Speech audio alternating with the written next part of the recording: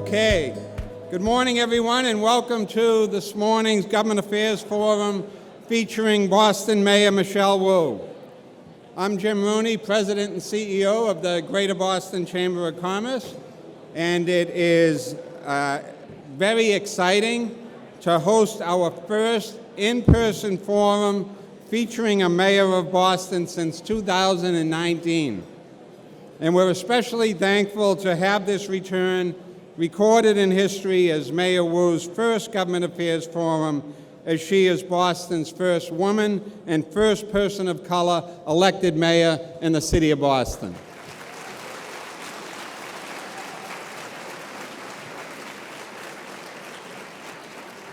I want to recognize the many business leaders that are here today, community leaders, and I know there's many former government leaders here joining us. I can't mention you all by name, but thank you for your continued leadership and voice in Greater Boston and in Massachusetts.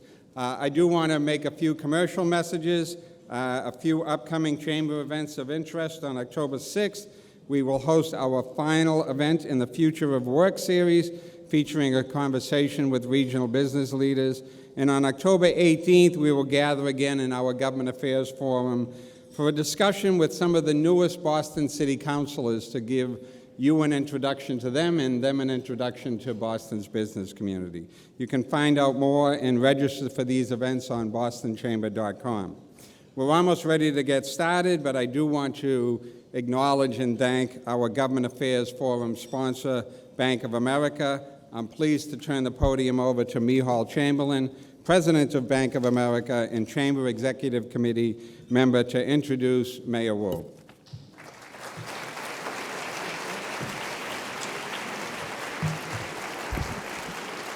All right, thank you, Jim, and good morning, everyone. As I came into the table, I had a big smile on my face, seeing a crowd again, and I guess we have to have Mayor Wu to every event now. This is what draws us. But it's a pleasure to be here with you today, and on behalf of Bank of America, it's my honor to formally introduce today's keynote speaker, the Mayor of Boston, Michelle Wu.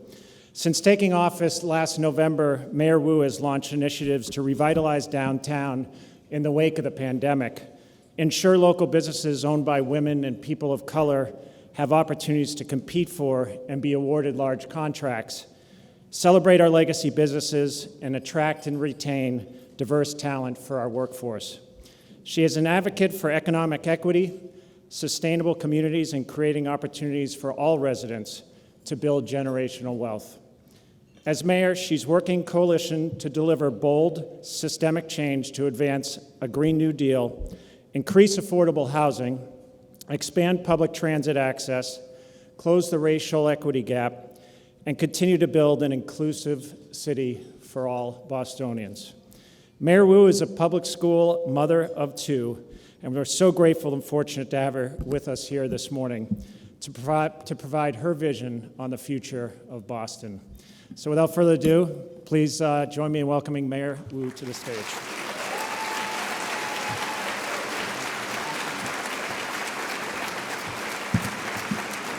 Good morning.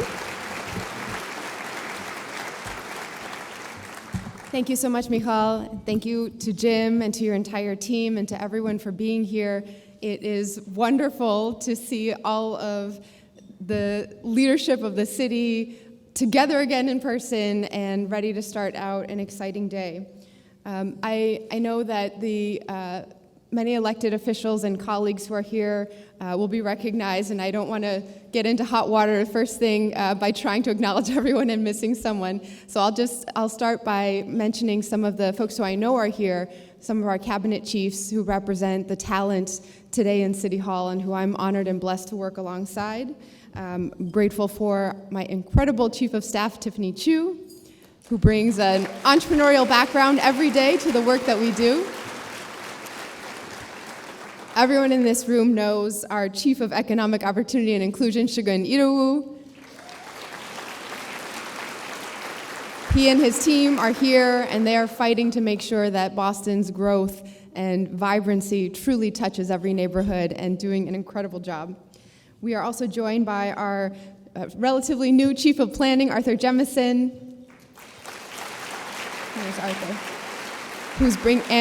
His team at the BPDA, who are ensuring that Boston's growth will reflect the needs of this moment. Our amazing Chief of Human Services, Jose Masso, connecting constituent services and libraries and community centers to every neighborhood. Our Chief of Community Engagement, Brianna Milor, who calls herself a Dorchester girl, but truly knows every corner of the city. Our Chief of Communications, Jessica Pierre, keeps us connected in every way to our residents. And our Chief of Policy, Mike Firestone, who keeps us all on our toes and keeps us going, moving fast.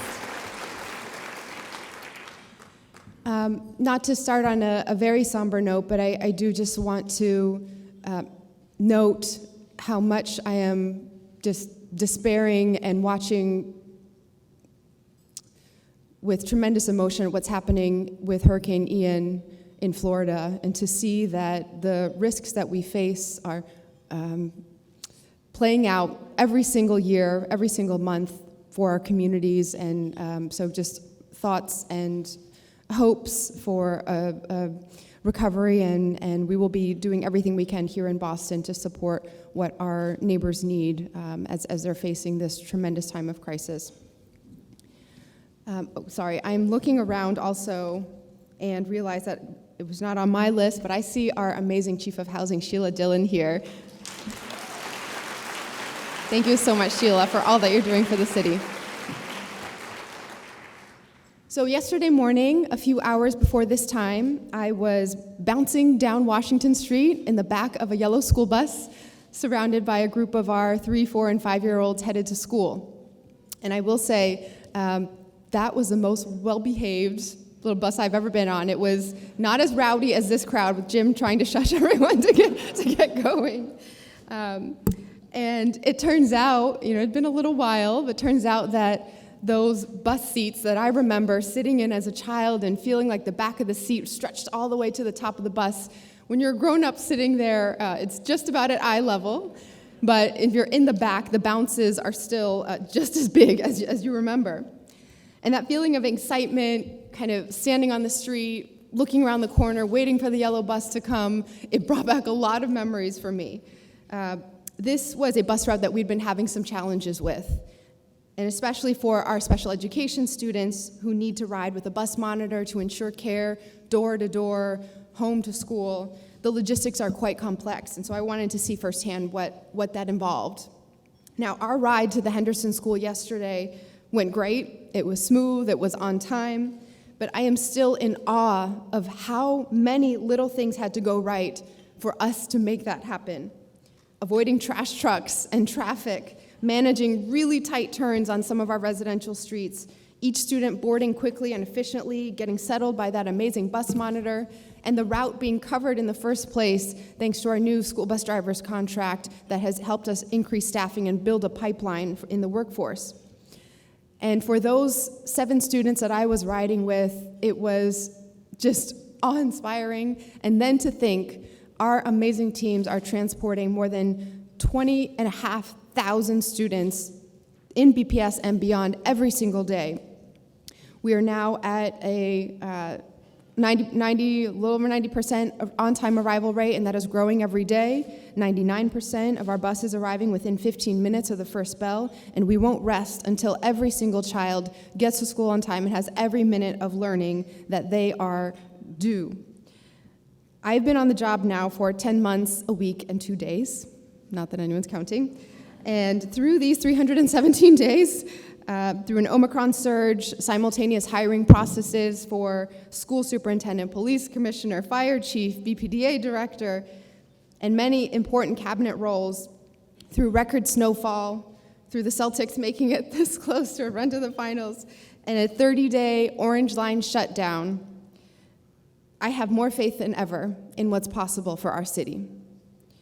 Because I've seen just how much we can accomplish when we focus on getting the little details right, empower an incredible team, and really put our energy to delivering lasting impact. The success of this city has always come from connecting our communities, anchor industries, business, and city government to focus on lasting impact.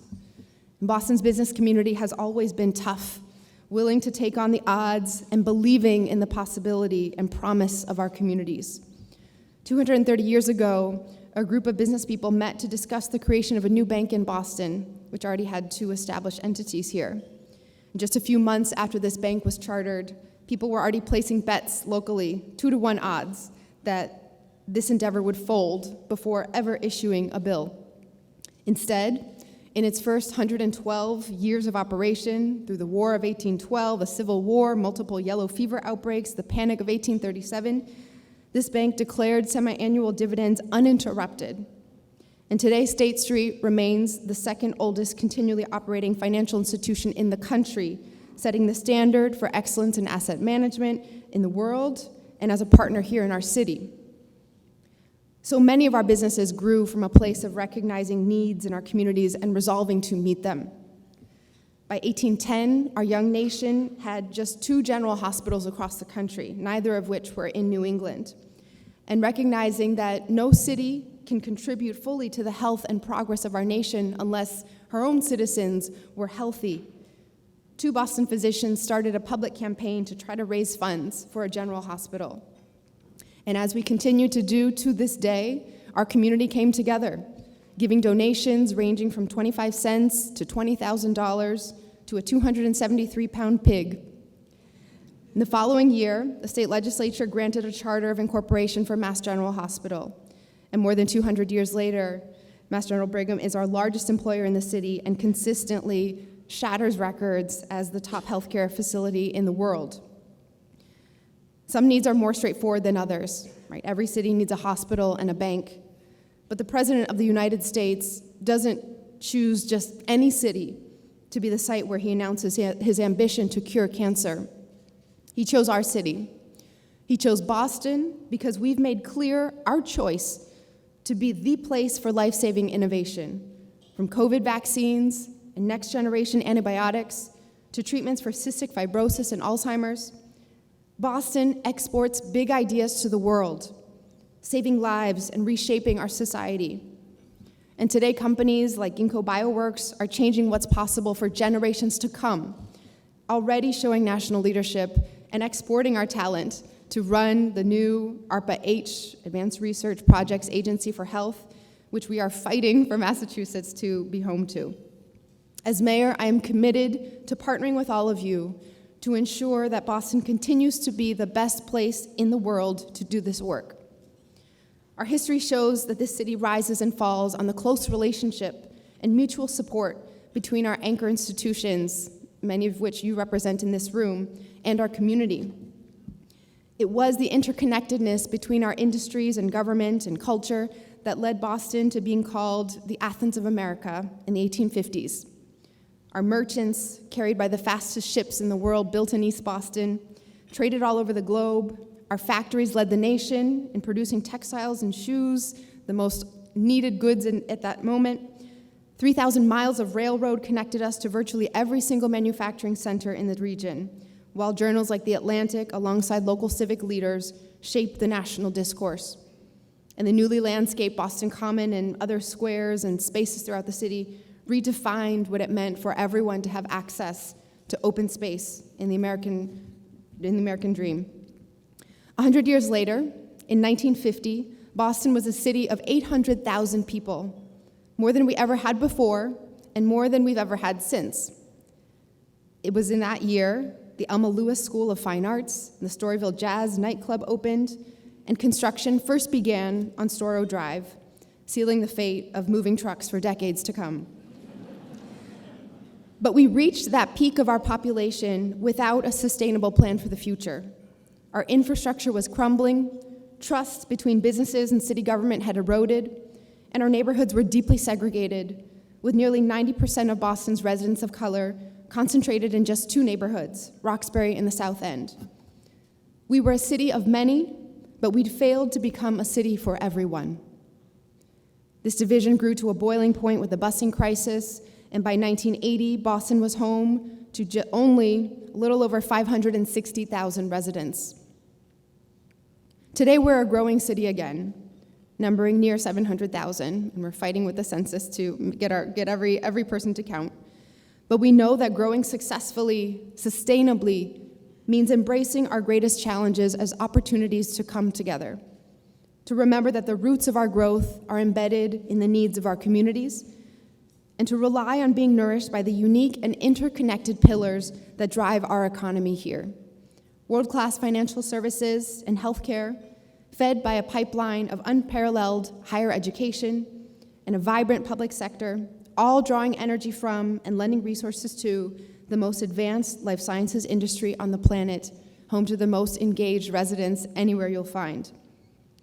Other cities have their industries, of course, and their culture too, but none have an ecosystem as interdependent as ours. We enjoy the benefits together, and we share in the threats to our economy and community: housing costs, transportation reliability, inequities, and climate change as a coastal city.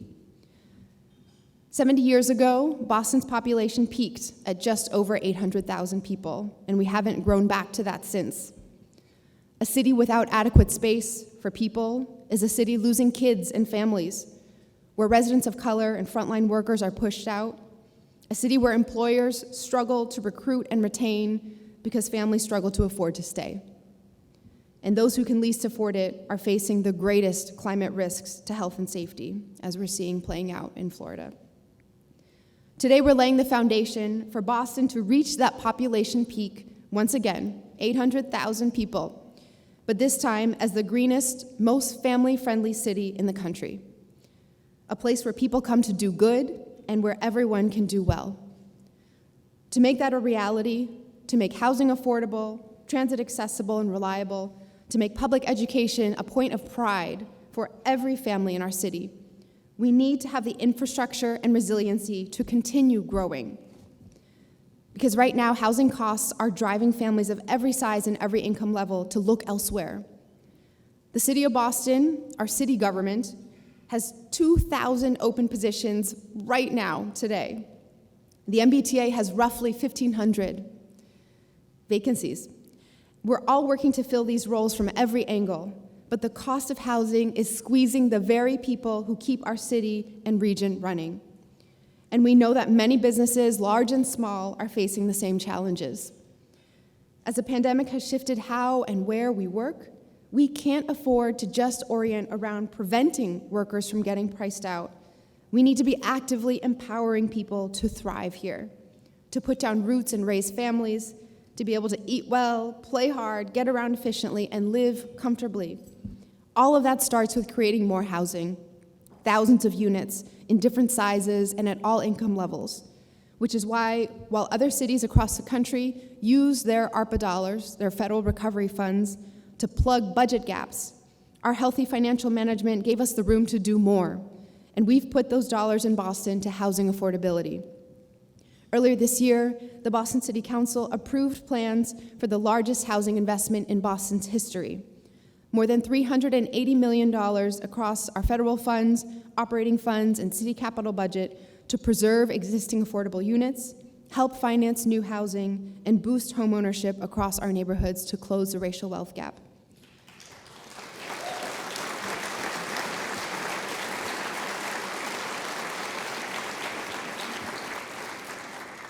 I think that came from Sheila's table. Yes.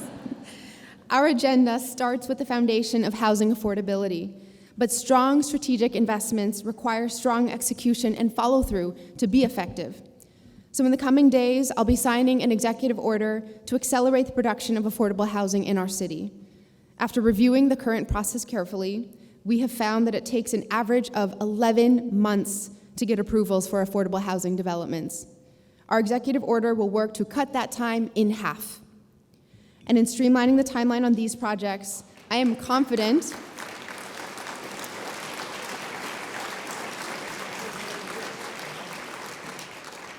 it seemed like disbelief in the room. We're going to cut that in half. We will also, in doing that, identify ways to make the approval processes more predictable for everyone doing business in the city of Boston. In that same spirit, earlier this week, we announced the nomination of a new slate of members for the Zoning Board of Appeals.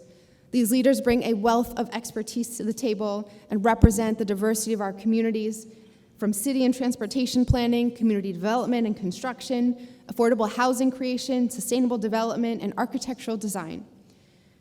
Professionalism and predictability from the ZBA is just the start. Many of you know firsthand that in much of Boston, you need a variance just to build a triple-decker on a block where they already line the street. And in our pursuit to establish ourselves as a city of the future, our current zoning policies are holding us back. We need to update and modernize zoning laws across Boston to meet the needs of our city's residents and businesses today. And those businesses, our hospitals and schools, need people to be able to get to work reliably, quickly, and affordably. We won't be adding additional streets anytime soon. You can step right outside this beautiful hotel, look around, and see there's not much more room to carve out additional roadway. Many of the historic cow paths we've paved and turned into roads can only fit so many vehicles, and we are maxed out. Adding more jobs, more housing, more visitors and tourists to support our economy means we need to move more people on our existing streets, and that means we need better mass transit and multimodal options. In many ways, what we do downtown and all the efforts that we are putting in to bring people back to our city doesn't mean much if folks can't get there safely, reliably, and efficiently. Public transit is a public good. Most of the commuters on the T are on their way to spend money in our local economy or earn it to support their families. And 100% of the riders taking public transit are making it better for drivers coming into or out of our city. We are adding personnel and infrastructure to ensure that Boston is planning for our growth, whether it's supporting the MBTA, and hats off to our incredible Boston transportation team for pitching in, rolling up their sleeves, and just getting it done with the unprecedented 30-day Orange Line shutdown. We're so grateful for all of your efforts.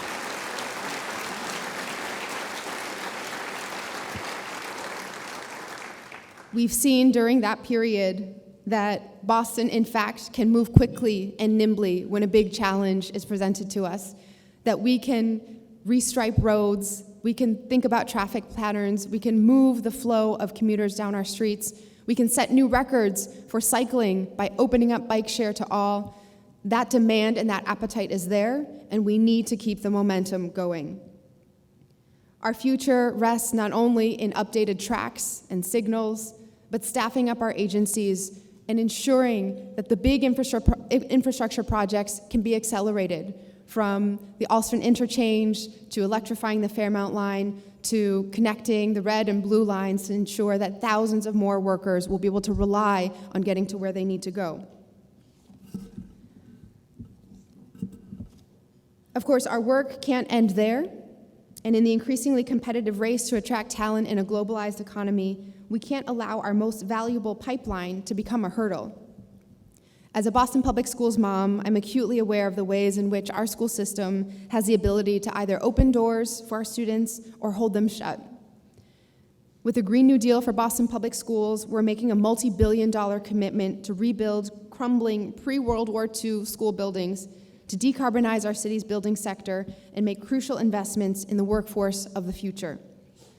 We're taking on plans and processes to build a brand new Madison Park Vocational Technical High School.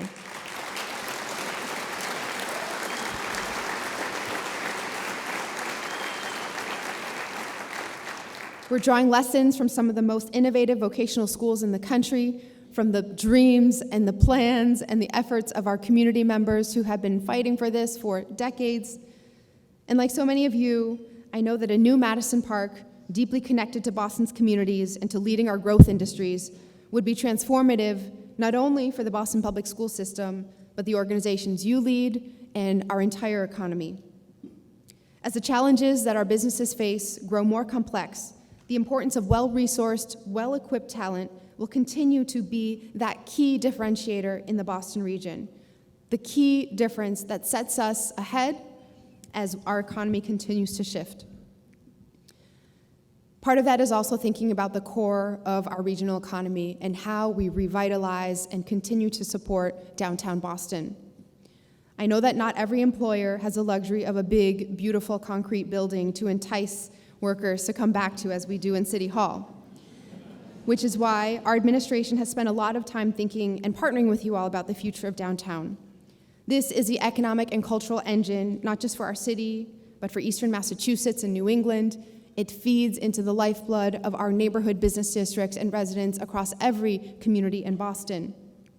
Before the pandemic, downtown streets were some of the busiest in our city, but today foot traffic is still half of what it was before COVID.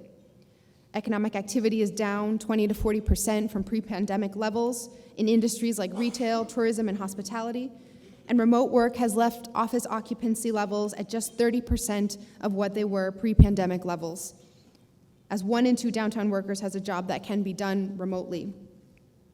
Many of these changes are here to stay, and while they'll require us to adapt once again, they'll present an enormous opportunity for us to reimagine the role of this beautiful part of our city, to think of downtown as a space where people from all over come, feel ownership, and see their communities reflected in the vibrancy and vitality of our city, to find work, to find joy and relaxation, entertainment, and inspiration.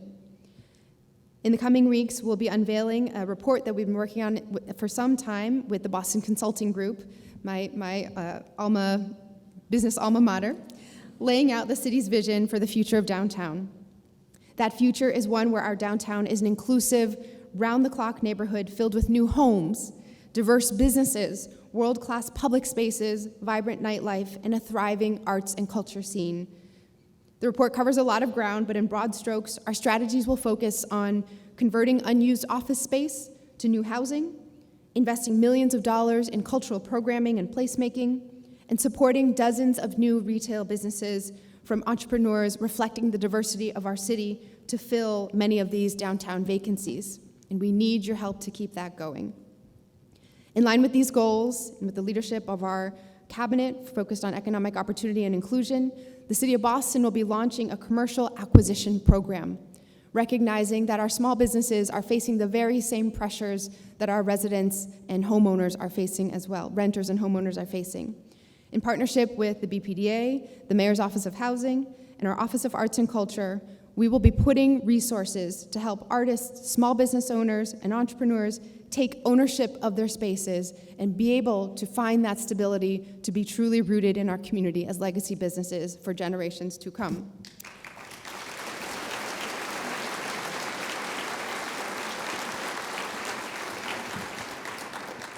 By deploying the BPDA's tools to acquire commercial and mixed-use properties, by partnering with our economic opportunity and inclusion office's deep connections with community, we'll invest in commercial revitalization without displacement, building wealth in communities through ownership, and preserving affordability by stabilizing commercial property rents.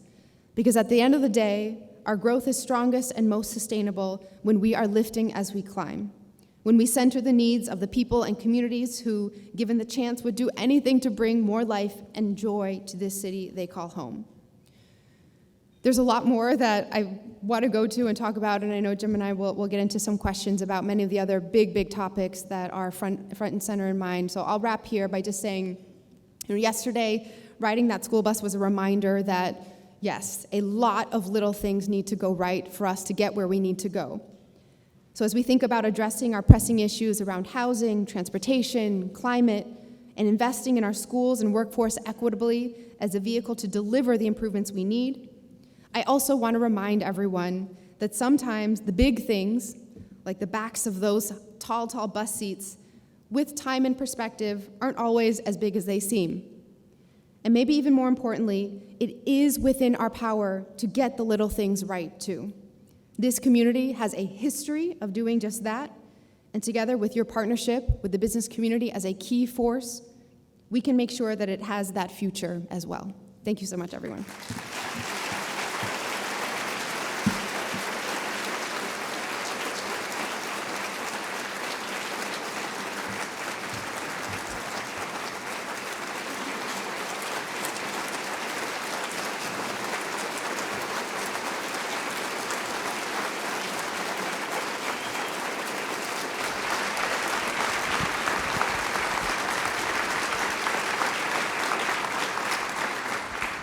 Well, thank you, Mayor, and not just for being here, but for touching upon so many of the issues that are top of mind for our business community. I mean, you talked about transportation, housing, education, all of the things I hear about every day. And thank you for the collaboration that we've had in your 10 months, 2 weeks. 1 week and 2 days. 1 week and 8 days. The subject that we've probably talked most about is transportation, and particularly the T. And you've chosen to use the platform of Mayor of Boston to embrace the fixing of the T, speaking out on that issue, and in many circumstances, solutions aren't within your control, like this one. This is a state issue. Right now, I think this audience would tell you that if on their commute, particularly driving and so forth into the city, maybe from outside, it's as bad as it's ever been. Their employees are experiencing it both on public transportation and driving. As you think about that, because all of what you want to do within the city will be impacted by all of this surrounding activity, how do you think about that mobility question in and out of the city in support of the economic growth, economic development that we all want to see? So first of all, Jim, thank you so much for all of your leadership, the many late night and early morning calls we have. What are we going to do about this and that? And again, this is a moment in time. As a mom, I'll tell my kids, right, whether it's to get them to clean their rooms or finish their dinners properly, what you don't do now, you're going to have to do later. And I think with our transportation system, we are experiencing that.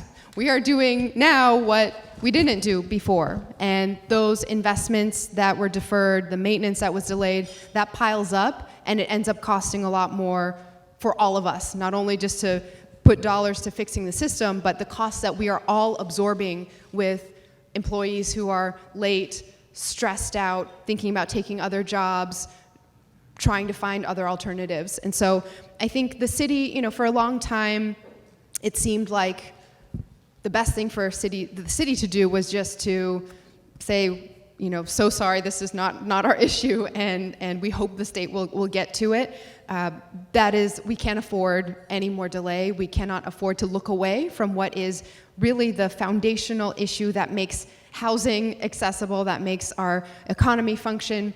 And so, the city will be playing more of a public role when it comes to identifying what we need and working hand in hand with the MBTA. I think we saw, all of us seeing that image of the train on the bridge with smoke coming out of it was just enough is enough.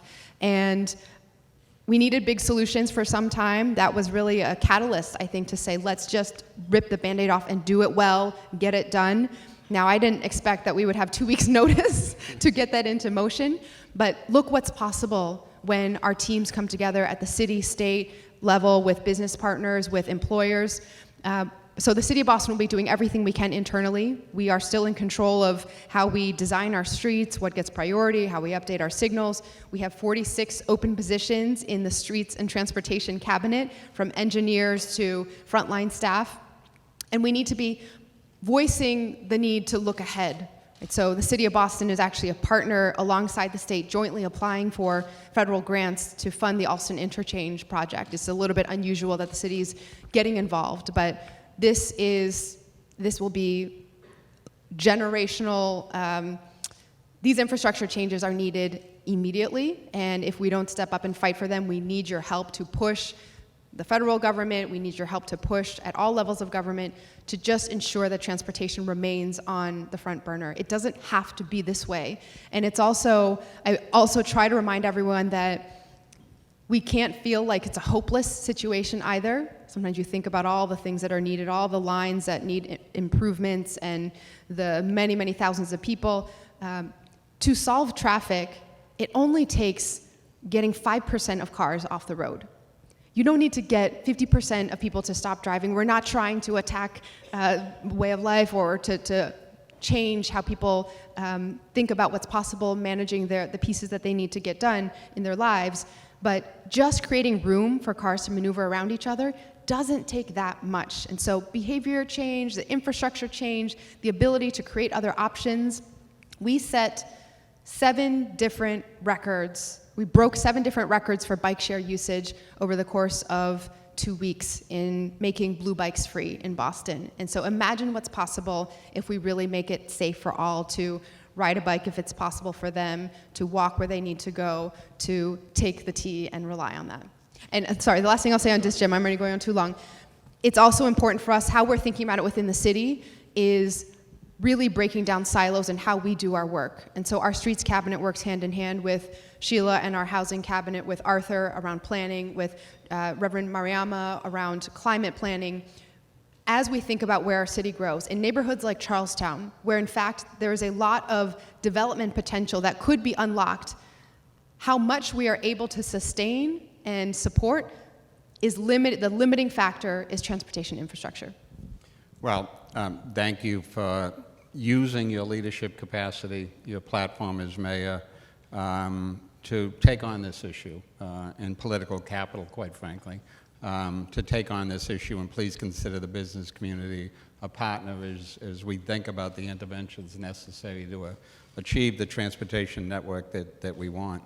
I want to follow up on the housing comments that you made along the same lines. You spoke about all that you are doing as mayor and the city is doing and the wonderful Sheila is doing to produce more housing, particularly affordable housing. Boston's 48 square miles can only build so much. Talk about your platform to try to get more done within the region in support of what we need to sustain our economy and the growth of business. Yeah, this is really important on the transportation front and the housing front, and I'm really honored to co-chair with Mayor Arrigo the Metro Mayor's Housing Task Force, so the group of municipal leaders that gets together representing the Metro Boston area. We are setting goals, we're getting coordinated, we're sharing data so that we can all follow along. Now, Boston still has to do our part, and we are going to put our money where our mouth is and really walk the walk. We've looked at, even from city government, a full audit of all the parcels that are publicly owned and where can we unlock potential with full control over the approvals process for our own property and in partnership with private developers or nonprofit developers to really say, how do we show what's possible, and in that process really identify ways that we can improve how the system works and move housing faster everywhere. We are also really focused on trying to make sure that housing is not just a number that floats out there without specifics around what the context is. Boston has set housing goals before, and we've exceeded them, and yet it feels to our residents in every neighborhood that the pressure keeps coming. Now, part of that is maybe the goals weren't as high as they needed to be, but another part of it is that we have to be specific. It's not just about creating 69,000 more units of housing, or at this point, 44,000 more units of housing, or 50,000 more units of housing. What proportion of that is affordable to residents in our neighborhoods today? And so we're really going to focus on what types of housing are we creating? Is it family housing? Is it home ownership opportunities? Is it truly affordable to residents at the income levels that we see in our neighborhoods? Yeah. Well, again, as you think about and work on a regional basis, the Chamber was very much behind, for example, the change in town meeting voting to a simple majority that was enabling some towns to block the development of housing in their towns. So we think of it as a regional issue and appreciate all that you're doing, but again, we offer our partnership as you move along. I want to shift. Yesterday, BPDA announced zoning changes to speed up building requirements and your efforts on climate change. You've been a vocal and fierce advocate for climate change goals.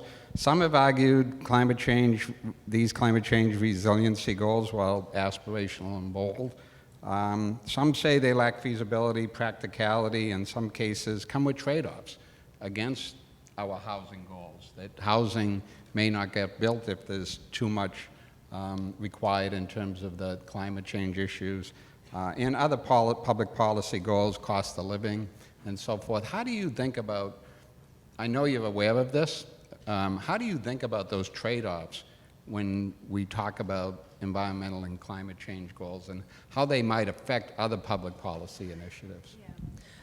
And we have to be honest that many of the decisions that we're making today are always about trade-offs, right? Do we take a parcel that is currently open space and hand that down to the next generation as a beautiful park, as those who came before us did with so many amazing resources, or do we make a decision that we locate badly needed housing on this parcel? And so every conversation, I think we can have in mind what the immediate impacts are, what the immediate costs and benefits are, but we also have to take a really longitudinal, long-term approach. What are we trying to do as a city? How will we be growing? And how will we ensure that even if we can kind of make numbers pencil in this moment, that it's not a transient feeling that we're surviving rather than thriving. And so with all of these issues, it's important to keep in mind the technology is shifting so quickly, and especially with recent federal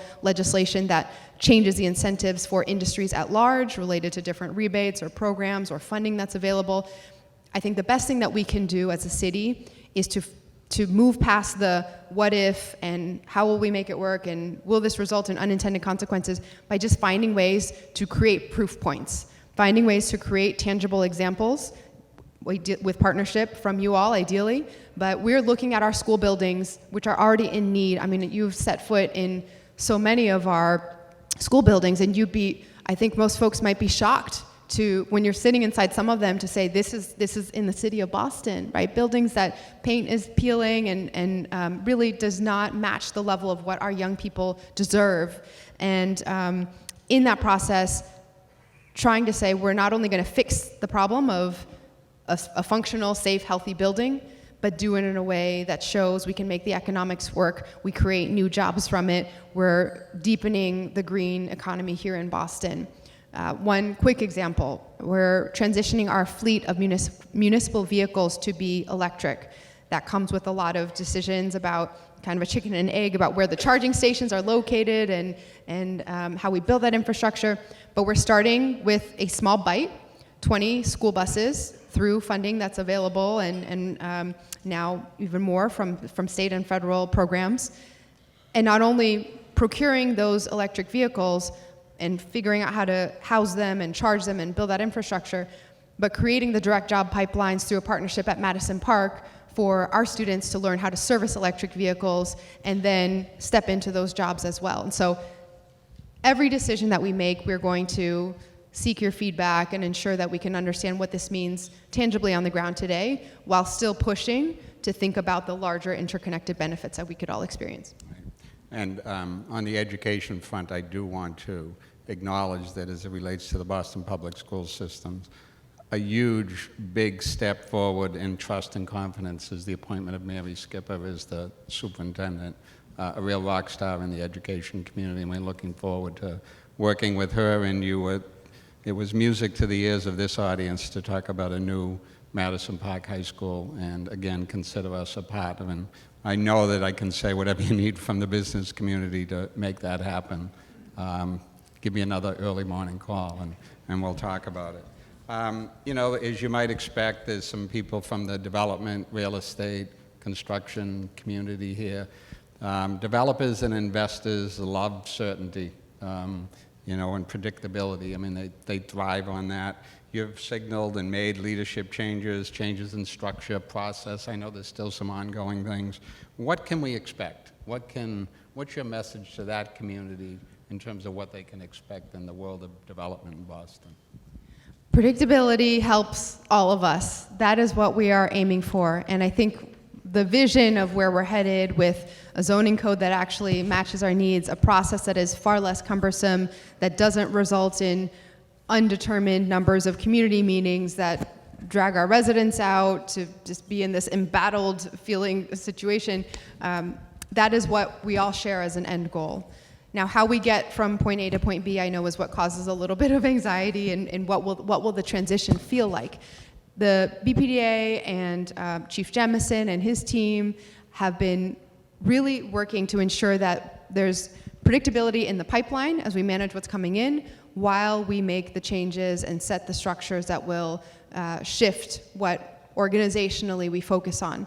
In broad strokes, what we're aiming for is we have an outdated zoning code and we have an outdated governance structure. The agency that runs our development, zoning, approvals process was built for the 1950s and 60s, and as I mentioned, a very different time in Boston, different needs and different issues, oriented completely around eradicating urban blight and tackling urban decay, and focusing on areas of the city where, frankly, we don't experience that anymore, downtown and the surrounding areas.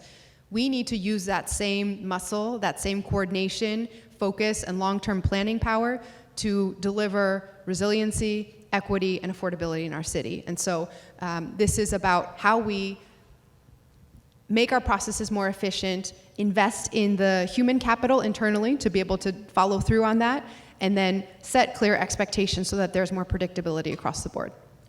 Another great appointment, and Arthur Jameson. Arthur and I worked together in a previous life of mine, and he's a terrific appointment. Closing comment, it wouldn't be a conversation unless we talked about Mass and Cass. When you became mayor and before last winter, as an effort to not only clean that up, but give people a place to stay during the winter. The tents came down. They're back. There's a lot of activity over there. What's your sense of that, both in the short term as we approach another winter, but more long term? What do you see as the solution? It feels like people talk about rebuilding on the island quite a bit, but that's got to be 7-10 years away. What's your sense of the solutions to what we see going on there? So this is another situation where we're really trying to focus on the little details to build up to bigger changes.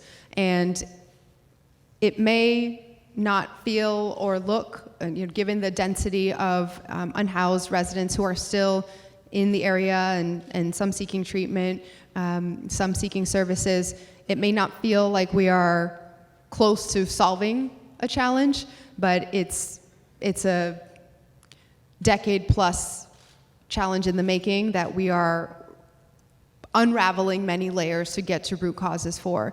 So where we are today versus a year ago actually is quite different, and kudos to our team working so hard. A couple things that are kind of under the surface, but I'll at least lift the veil a little bit so you all can understand the types of strategies that we're working towards. First is that we have an accurate count every single day now of the number of people who are out on the street. And there's an 8:45 a.m. call every single day between all of the city agencies involved and some of our partners as well, so that we know who is there, what happened last night, what issues are identified, where geographically are there locations that might now show more need, that our outreach teams need to be deployed to try to connect more people to housing. Since January, when we worked to connect our housing surge to removing the fortified encampments in the area, we have housed nearly 200 people, and 60 individuals have moved from that transitional housing into permanent housing, and their spots had been backfilled.